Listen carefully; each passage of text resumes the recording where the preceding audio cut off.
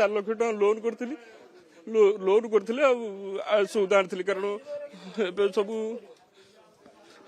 ତ ନଷ୍ଟ ହେଲା। ଆଉ କ'ଣ କହିବି, ଆଉ କ'ଣ କହିପାରିବି, ଆଉ କିଛି କହିପାରିବିନି ଆଜ୍ଞା।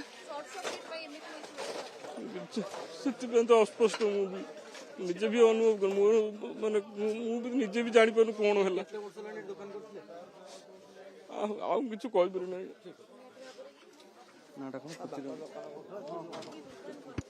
4 ଲକ୍ଷ ଟଙ୍କା ଲୋନ୍ କରିଥିଲି। ଲୋନ୍ କରିଥିଲେ ଆଉ ସଉଦା ଆଣିଥିଲି କାରଣ ଏବେ ସବୁ ତ ନଷ୍ଟ ହେଲା। ଆଉ କ'ଣ କହିବି, ଆଉ କ'ଣ କହିପାରିବି, ଆଉ କିଛି କହିପାରିବିନି ଆଜ୍ଞା। ସେଥିପାଇଁ ତ ଅସ୍ପଷ୍ଟ, ମୁଁ ବି ନିଜେ ବି ଅନୁଭବ କରୁ, ମୋର ମାନେ ମୁଁ ବି ନିଜେ ବି ଜାଣିପାରୁନି କ'ଣ ହେଲା।